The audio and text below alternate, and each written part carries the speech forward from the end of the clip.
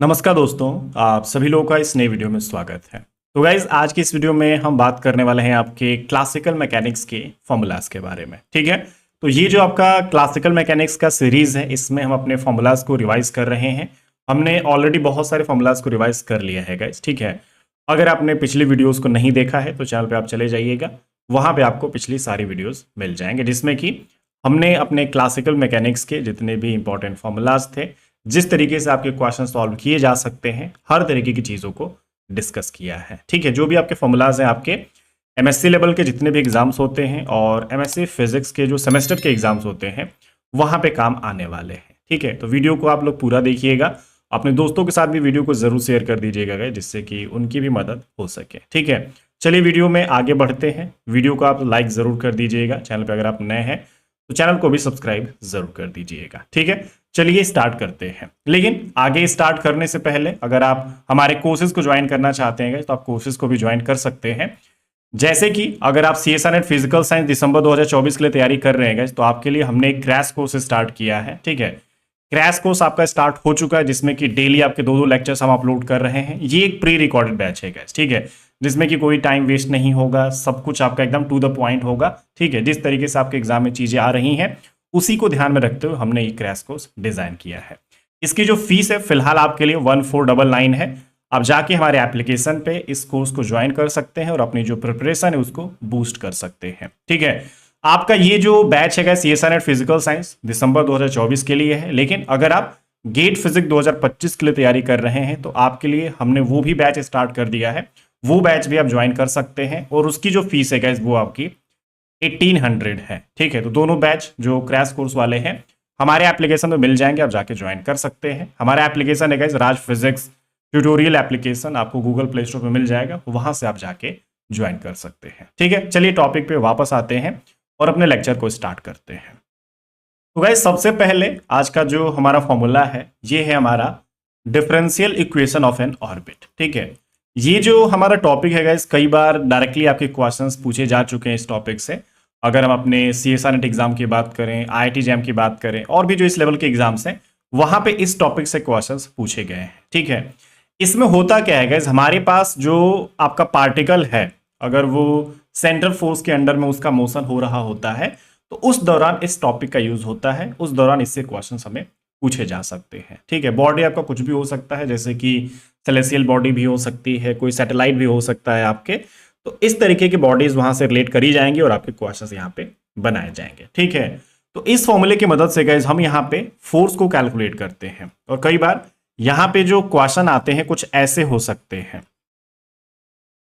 ठीक है, इसमें ये बोल दिया जाता है कि जो आपका फोर्स है वो R⁴n इस तरीके से इनवर्सली प्रोपोर्शनल है। हमें यहाँ पे n की वैल्यू बताइए, जो कि आपका 2 हो सकता है, 3 हो सकता है, मतलब क्वेश्चन पे डिपेंड करेगा कि आपके n की वैल्यू क्या होगी। ठीक है, यहां पे जो भी आपका क्वेश्चन होता है गाइस, आपका r is equal to something दे दिया जाता है या फिर u इज इक्वल टू आपको समथिंग दे दिया जाता है, तो उसी की मदद से हम अपने इस टाइप के क्वेश्चंस को सॉल्व करते हैं। ठीक है, देखिए कैसे हम इसको सॉल्व करेंगे ये थोड़ा सा देख लिया जाए। तो देखिए सो होगा क्या ना, आपको सबसे पहले क्वेश्चन में r इज इक्वल टू कुछ वैल्यू दे दी जाएगी गाइस। ठीक है, r इज इक्वल टू कुछ गिवन रहेगा, a cos थीटा या फिर कुछ भी थीटा के फॉर्म में आपके पास होगा।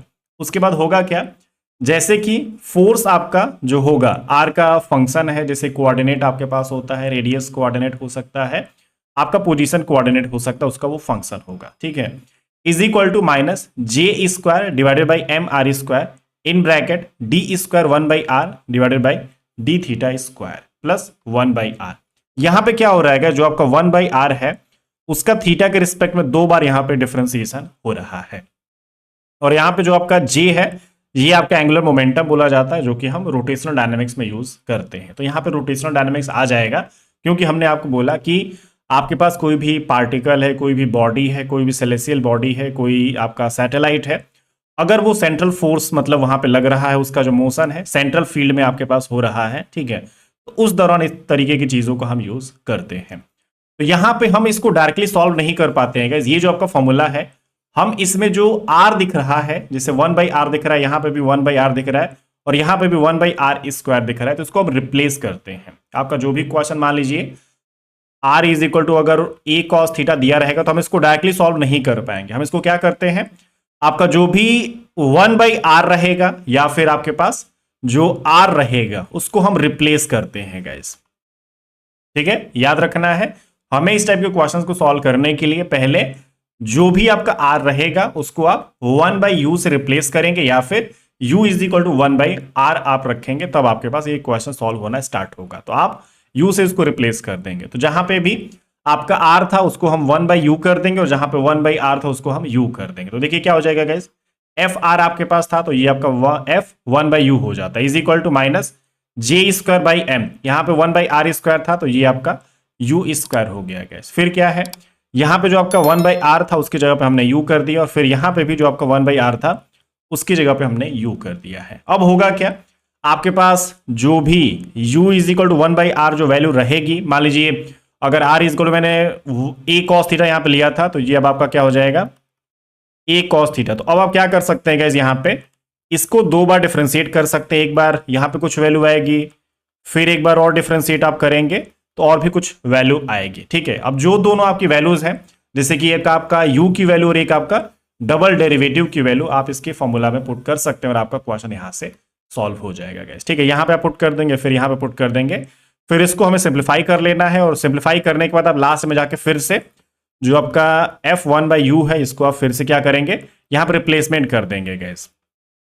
ठीक है, अब आपका जो आंसर होगा फोर्स होगा r के फॉर्म में आ जाएगा और हो सकता है कि आपका जो आंसर हो कुछ ऐसा भी हो सकता है, इसके फॉर्म में हो सकता है गाइस। ठीक है, तो इसी में हम n को कंपेयर करके अपना आंसर बता सकते हैं। ठीक है, तो इस तरीके के क्वेश्चंस को हमें ऐसे ही करना है।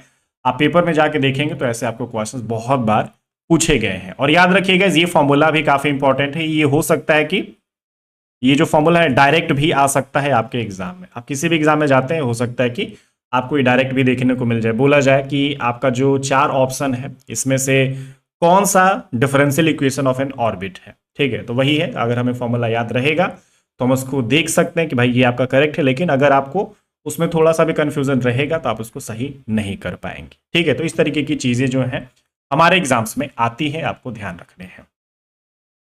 नेक्स्ट है गाइस हमारे पास हमारा जो एस्केप वेलोसिटी होता है, एस्केप वेलोसिटी को हम किससे रिप्रेजेंट करते हैं, अपना वी से रिप्रेजेंट करते हैं गाइस। ठीक है, वैसे ये जो आपके वेलोसिटी होती है काफी इंपॉर्टेंट होती है हमारे जो सेलेस्टियल बॉडीज हैं, हम किसी भी चीज को ऊपर फेंकते हैं उसके लिए। ठीक है, कई बार ऐसा आपने देखा है गाइस कि हम अगर किसी भी चीज को ऊपर की तरफ फेंकते हैं तो क्या होता है, वो वापस चला आता है, कुछ देर बाद वो जमीन पे गिर जाता है। लेकिन अगर किसी भी चीज को, किसी भी ऑब्जेक्ट को इस वेलोसिटी से अगर फेंका जाए तो वो क्या होगा ना गाइस, वो कभी भी आपके अर्थ पे वापस नहीं आएगा, वो हमेशा के लिए हमारा जो अर्थ का ऑर्बिट है उसको छोड़ देगा और उसको क्रॉस करके दूसरे मतलब जो सोलर सिस्टम है उसमें वो चला जाएगा। ठीक है, इस स्पीड से किसी भी चीज को अगर आप ऊपर फेंकते हैं तो वो आपको अर्थ पे कभी भी नहीं देखने को मिलेगी, वो वापस आपको कभी नहीं मिलेगी गैस। ठीक है, वो बाहर निकल जाएगा हमारे ऑर्बिट को क्रॉस करके और अपना सन के चारों तरफ वो क्या करेगा, घूमना शुरू कर देगा। ठीक है, इसका जो फॉर्मूला होता है guys, escape velocity is equal to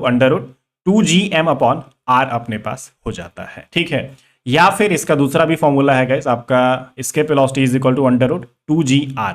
यहां पे ध्यान रखिए ये आपका कैपिटल जी है, ये आपका स्मॉल जी है, इसमें अलग अलग इनकी वैल्यूज होती है, इसको एक साथ मैच मत कर दीजिएगा। ठीक है, ये आपका अलग अलग जो वैल्यूज होंगे उसके हिसाब से इसको सॉल्व किया जा सकता है। यहाँ पे अलग अलग जो टर्म्स दिख रहे हैं उसको यूज करके हम इसको सॉल्व कर सकते हैं। ठीक है, इसमें जो आपका जी दिख रहा है जिसको हम ग्रेविटेशनल कांस्टेंट बोलते हैं, जो आपके कैपिटल जी की वैल्यू होती है वो आप यहाँ पे यूज कर सकते हैं। जी आपका कैपिटल एम क्या है गाइस, ये आपका मास ऑफ अर्थ बोल सकते हैं, या फिर जिस भी प्लेनेट पे आप होंगे वो वाली आप वैल्यू यहाँ पे यूज कर सकते हैं, उसका मास आप रख सकते हैं। ठीक है, उसके बाद जो भी आपके पास ये आर है इसको आप रेडियस ऑफ अर्थ बोल सकते हैं या फिर रेडियस ऑफ प्लेनेट भी बोल सकते हैं गाइस। और ये भी ध्यान रखना है कि ये जो आपका एस्केप वेलोसिटी का फॉर्मूला है बस आपके अर्थ के लिए ही नहीं वैलिड है, और भी जो प्लैनेट्स हैं उनके लिए भी ये वैलिड है। बस आपको चेंज क्या करना होगा, जो भी उनका ग्रेविटेशनल कांस्टेंट होगा, जो उनका मास होगा और उनका जो रेडियस होगा वो बस चेंज कर दीजिए और आपका हर एक प्लैनेट के लिए जो एस्केप वेलोसिटी है कैलकुलेट करा जा सकता है। ठीक है, या फिर अगर इसकी बात करें √2gr, तो जो वहां पे एक्सेलरेशन ड्यू टू ग्रेविटी होता है स्मॉल जी की जो वैल्यू होती है 9.8 हमारे लिए जैसे अर्थ पे है, और कई सारे प्लैनेट है जहां पे इसकी वैल्यूज अलग अलग हो सकती है, तो वहां पे आप उसको रख सकते हैं और उनका जो भी रेडियस है वो भी आप रखेंगे तो आपको अपनी एस्केप वेलोसिटी की वैल्यू मिल सकती है। ठीक है, तो याद रहे हमारे पास g ग्रेविटेशनल कांस्टेंट होता है, m आपका मास ऑफ द बॉडी होता है, मतलब बॉडी में प्लेनेट की बात कर रहा हूं, जो भी आप प्लेनेट पे होंगे उसकी बॉडी की मैं बात कर रहा हूं। ठीक है, किसी एक पर्टिकुलर जिसको हम ऑब्जर्व करने वाले उसकी मैं बात नहीं कर रहा हूं। ठीक है, तो ये हम बेसिकली यहाँ पे अर्थ लेके चलने वाले, हम अर्थ पे है तो उसी की बात करेंगे। जो कैपिटल आर है गाइस आप इसको आर ई भी लिख सकते हैं, जो आप कैपिटल एम है इसको चाहो तो आप एम ई भी लिख सकते हैं, तो ये भी आपका फॉर्मूला में देखने को मिल जाएगा। तो रेडियस ऑफ प्लैनेट या फिर रेडियस ऑफ जो प्लैनेट वाला बॉडी है उसकी बात करेंगे, या फिर रेडियस ऑफ अर्थ आप यहाँ पे यूज कर सकते हैं। ठीक है, जो आपका स्मॉल जी है इसको हम एक्सेलरेशन ड्यू टू ग्रेविटी यहाँ पे फिलहाल बोल सकते हैं गाइस। ठीक है, तो इन सब की वैल्यूज को यूज करके हम अपना जो एस्केप वेलोसिटी है उसकी वैल्यू को कैलकुलेट कर सकते हैं और हमें बता सकते हैं कितनी एस्केप वेलोसिटी हमारे अर्थ के पास होता है। जैसे देखिए अगर हम रेडियस ऑफ अर्थ की बात करें गाइस, ये आपका कितना होता है 6400 किलोमीटर ये आपके पास होता है गाइस। इसको फिर हम मीटर में कन्वर्ट कर सकते हैं और इसको ध्यान रखिएगा ये आपका रेडियस ऑफ अर्थ है। हमारे पास जो एक्सेलरेशन ड्यू टू ग्रेविटी है अर्थ पे कितना है 9.8 मीटर पर सेकेंड स्क्वायर। तो अगर हम इसको यूज करते हैं ना गाइस तो हमारा जो एस्केप वेलोसिटी होता है कितना आता है, आप इसको कैलकुलेट करके ये पा सकते हैं 11.2 किलोमीटर पर सेकेंड। ठीक है, तो हमें ये ध्यान रखना है कि हमारा जो अर्थ के लिए एस्केप वेलोसिटी है 11.2 किलोमीटर पर सेकेंड होता है। ठीक है, और आपके फॉर्मूलाज कौन कौन से हैं ये भी आप देख सकते हैं गाइस, और ये जो फॉर्मूला है ना आपके एग्जाम में ऑलरेडी आ चुका है गाइस। आप CSIR नेट का पेपर उठा के देखेंगे तो आपको शुरू में ही क्वेश्चन इसके मिल जाएंगे, काफी इंपॉर्टेंट चीजें हैं, बहुत पहले से इस पे कई बार क्वेश्चंस आ चुके हैं। ठीक है, तो इसमें हम कई बार ये भी देख सकते हैं कि जो आपका रेडियस है वो थोड़ा सा कई सारे प्लेनेट के हिसाब से बात किया जा सकता है, रेशियो भी पूछा जा सकता है।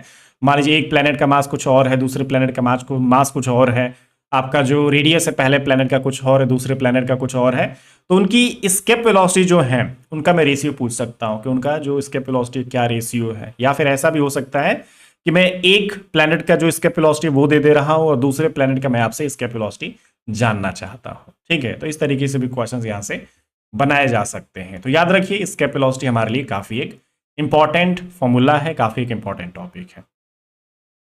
उसके बाद हमारे पास जो एस्केप वेलोसिटी होता है जिसके कई सारे और भी रिलेशंस होते हैं, कई सारे एप्लीकेशंस इसके पूछे जाते हैं, जैसे कि escape velocity in terms of the density of अर्थ। तो अगर हमें कई बार देखने को मिलता है हमारा जो डेंसिटी ऑफ अर्थ होता है उसके साथ भी इसको रिलेट कर दिया जाएगा और उस पर भी क्वेश्चन पूछा जा सकता है।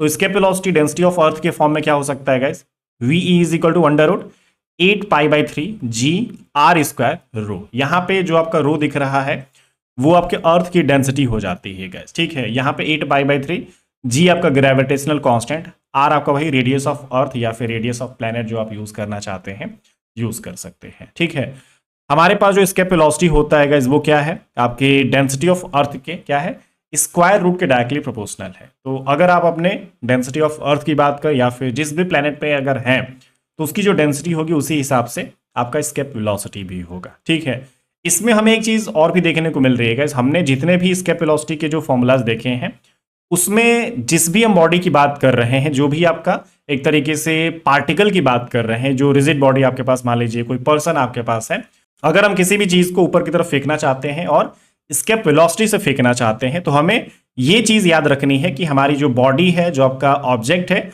उसके मास से कोई फर्क नहीं पड़ता है। ठीक है, अगर आप एक चींटी को ऊपर की तरफ फेंकेंगे तो उसके लिए भी उतना ही एस्केप वेलोसिटी चाहिए, और अगर आप एक हाथी को ऊपर की तरफ फेंकते हैं उसको भी उतना ही एस्केप वेलोसिटी चाहिए। ठीक है, क्योंकि आप देख सकते हैं यहाँ पे हमारे पास जो मास ऑफ ऑब्जेक्ट है उससे कोई फर्क नहीं पड़ता, उसका कोई डिपेंडेंसी यहाँ पे नहीं है। ठीक है, हमारे लिए क्या इंपॉर्टेंट है यहाँ पे, जिस आप प्लेनेट पे अवेलेबल है, जिस भी प्लेनेट पे आप बात कर रहे हैं, बस हमें उससे मतलब है। ठीक है, आपके प्लेनेट का साइज क्या है, आपके प्लेनेट का मास क्या है, हमारे पास उससे बस फर्क पड़ता है, उसी से बस यहाँ पे चीजें कैलकुलेट होंगी। ठीक है, तो वही है जैसा कि मैंने आपको एग्जाम्पल बताया, हाथी और चींटी के लिए सेम एस्केप वेलोसिटी की जरूरत पड़ेगी, उनके मास से कोई फर्क नहीं पड़ता है। ठीक है, हाथी आपकी बहुत भारी है, चींटी आपकी बहुत हल्की है, तो उनके मास की कंपैरिजन अगर करी जाए बहुत ज्यादा है। ठीक है, लेकिन अगर हम एस्केप वेलोसिटी की बात करें तो एस्केप वेलोसिटी में कोई चेंजेस नहीं होंगे, दोनों के लिए सेम एस्केप वेलोसिटी की जरूरत पड़ेगी। ठीक है, तो याद रहे हमारे पास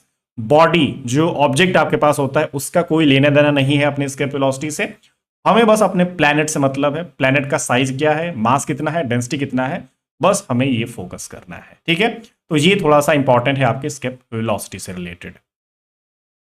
नेक्स्ट हम बात करते हैं गाइस आपका ऑर्बिटल वेलोसिटी। जो हमारे पास एस्केप वेलोसिटी था उससे थोड़ा सा एक स्टेप नीचे आप चले जाएंगे तो वो आपका ऑर्बिटल वेलोसिटी हो जाएगा। ठीक है, ये जो आपकी वेलोसिटी होती है गाइस, थोड़ा सा जो आपने एस्केप वेलोसिटी देखा वो तो मान लीजिए आपके ऑर्बिट को छोड़ के बाहर निकल जा रहा था, वो आपका कभी भी अर्थ पे वापस नहीं आ रहा था। लेकिन इसमें थोड़ा सा एक ट्विस्ट है, ये जो आपकी वेलोसिटी होती है ना गाइस, आपके अर्थ की ऑर्बिट को छोड़ के बाहर नहीं जाती है। ये एक्चुअली जब हम किसी भी चीज को ऊपर की तरफ फेंकते हैं तो ये नीचे ना आके हमारे अर्थ की ऑर्बिट में चारों तरफ वो घूमना शुरू कर देता है। ठीक है, मतलब हम इतने स्पीड से किसी भी ऑब्जेक्ट को, किसी भी सैटेलाइट को ऊपर की तरफ फेंकते हैं, ऊपर की तरफ भेजते हैं, जो कि आपका जो अर्थ का ऑर्बिट है, जैसे कि आपका मून जैसे घूम रहा है, वैसे ही ये ऑब्जेक्ट भी उसी के ऑर्बिट में जाके घूमने लगता है। ठीक है, तो अगर आप किसी भी ऑब्जेक्ट को, किसी भी सैटेलाइट को अपनी तरफ से फेंकना चाहते हैं ऊपर की तरफ, और ऐसा चाहते हैं कि वो अर्थ के चारों तरफ रोटेट करे, तो इस स्पीड से हमें उसको फेंकना पड़ेगा। ठीक है, अगर हम उसको ऑर्बिटल वेलोसिटी से ऊपर की तरफ फेंकेंगे, ऊपर लॉन्च करेंगे, तो वो आपका अर्थ के चारों तरफ जो ऑर्बिट है उसी में वो रोटेट करता रहेगा।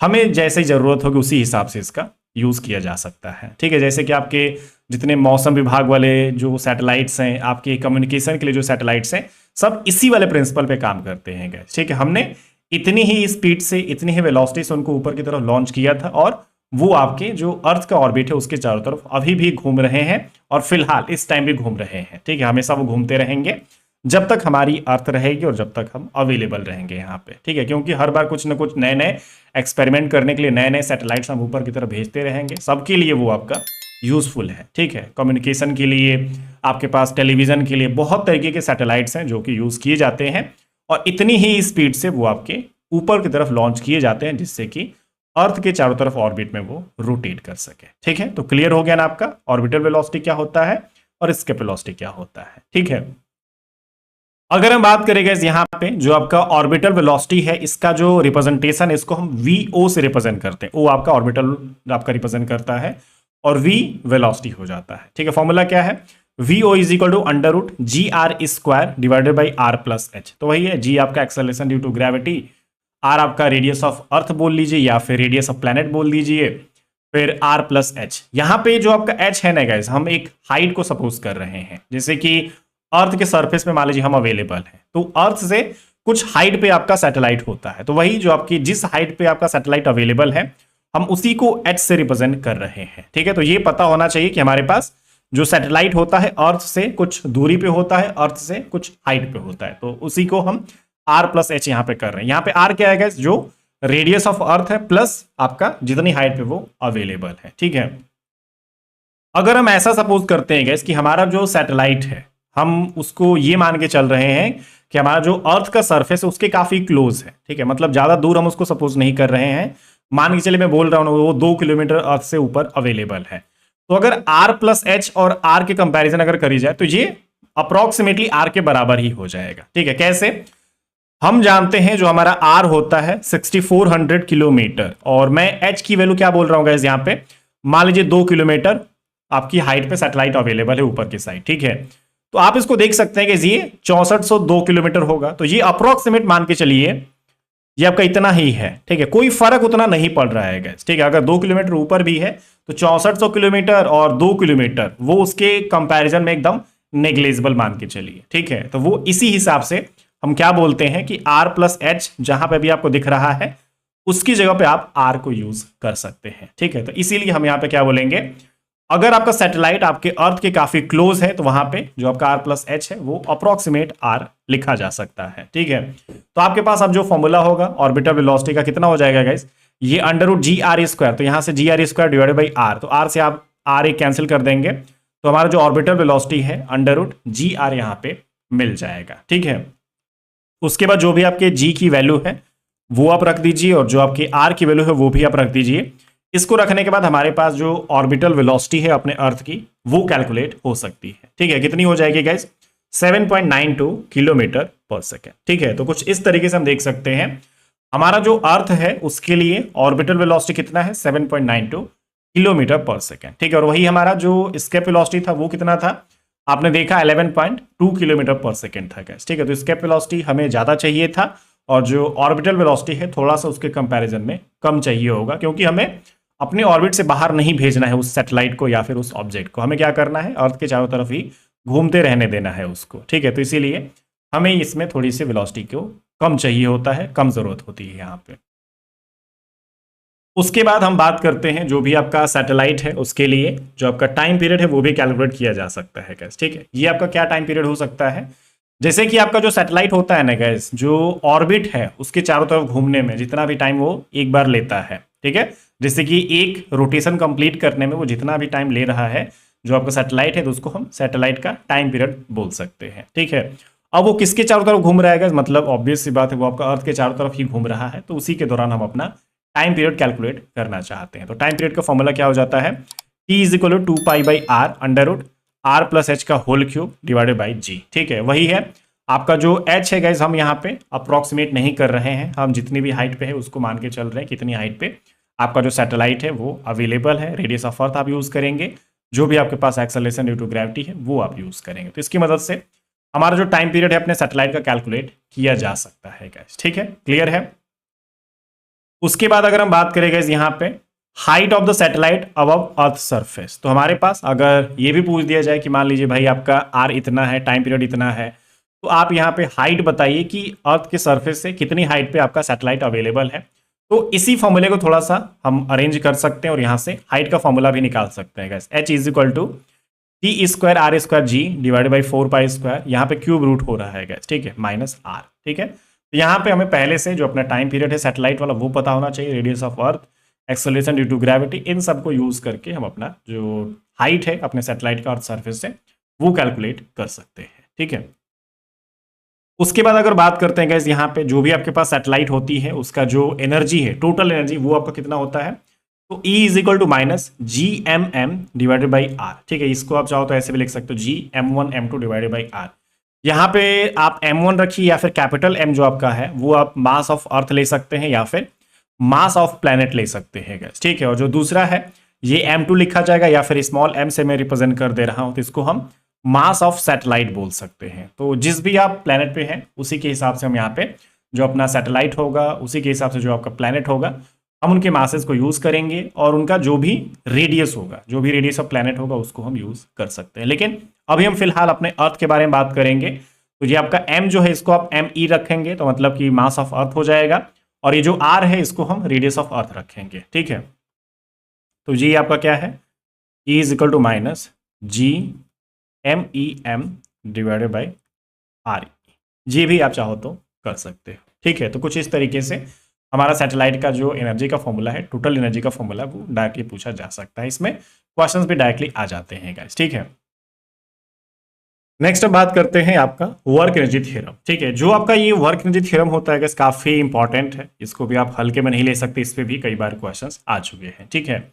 इसमें होता क्या है गाइस, हमारे पास जो भी वर्क होता है किसी भी पार्टिकल पे या फिर किसी ऑब्जेक्ट पे, तो जो आपका वर्क डन होगा ना गाइस वो आपके चेंज इन काइनेटिक एनर्जी के बराबर होता है, ठीक है। जैसे कि आप जो वर्क डन होगा कई तरीके के जो फोर्सेज होते हैं उनके कारण यहाँ पे आप ले सकते हैं, जैसे कि कंजर्वेटिव फोर्सेज हो जाते हैं, नॉन कंजर्वेटिव फोर्सेज हो जाते हैं, एक्सटर्नल और इंटरनल फोर्सेज। तो जितने भी ये फोर्सेज हैं इनके द्वारा जो वर्क डन होता है किसी भी पार्टिकल पे या फिर किसी भी ऑब्जेक्ट पे, तो वो जो आपका वर्क डन होता है ना गाइस किसके बराबर होता है, चेंज इन काइनेटिक एनर्जी के बराबर हो जाता है, ठीक है। कैसे रिप्रेजेंट किया जा सकता है इसको, net work done is equal to, net work done किसके किसके बराबर होता है, जैसे कि WC मतलब कि जो आपका कंजर्वेटिव फोर्सेज के कारण जो आपका वर्क डन हुआ है, प्लस WNC जो आपका नॉन कंजर्वेटिव फोर्सेज के कारण जो आपका वर्क डन हुआ है वो, प्लस आपकी जो एक्सटर्नल या फिर इंटरनल फोर्सेज हैं उनके कारण जो वर्क डन हुआ है, ठीक है।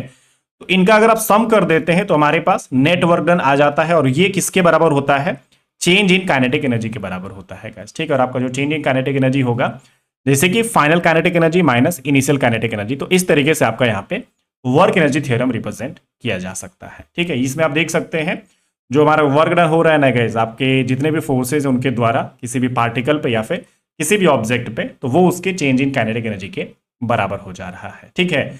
इसमें जो आपका ये काइनेटिक एनर्जी है ना गाइस इसका जो चेंज है पॉजिटिव नेगेटिव दोनों हो सकता है, लेकिन इससे हमें एक इंपॉर्टेंट चीज के बारे में पता चलता है, वो क्या है, जैसे कि देखिए अगर मेरे पास जो काइनेटिक एनर्जी है अगर वो पॉजिटिव होता है तो हम ये बोलेंगे जो आपका वर्क डन हो रहा है by the force on the body, मतलब कि जो आपका फोर्स है वो बॉडी पे लग रहा है। अगर आपको काइनेटिक एनर्जी पॉजिटिव दिखता है तो हम ये बोलेंगे, ठीक है, मतलब जैसा होता आ रहा है, कोई बॉडी रहेगी उस पर हम फोर्स लगा रहे हैं तो ये ऐसा होगा। लेकिन अगर आपको यहाँ पे काइनेटिक एनर्जी नेगेटिव मिल जाती है तो यहाँ पे जो प्रोसेस है वो आपका पूरा उल्टा हो जाएगा। इसमें क्या होगा, हमारे पास ना जो वर्क डन होता है बाय द बॉडी, मतलब जो आपके पास बॉडी है वो अब फोर्स पे वर्क डन कर रही होगी, ठीक है।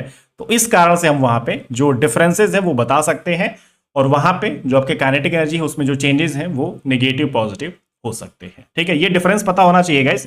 जब पॉजिटिव होगा तो work done by force on the body, मतलब फोर्स के द्वारा बॉडी पे वर्क हो रहा है, ठीक है। लेकिन जब आपके पास नेगेटिव हो जाता है तो वर्क डन किसके द्वारा हो रहा है, बॉडी के द्वारा फोर्स पे वहां पे वर्क डन हो रहा है। तो ये प्रोसेस उल्टा है, हो सकता है कि आपने इस प्रोसेस को कभी सुना भी ना हो। तो इस तरीके की चीजें भी पॉसिबल हो सकती है। हमारा जो बॉडी होता है वो भी फोर्स पे वर्क कुछ कर सकता है, ठीक है। तो ये डिफरेंस आपको ध्यान रखना है।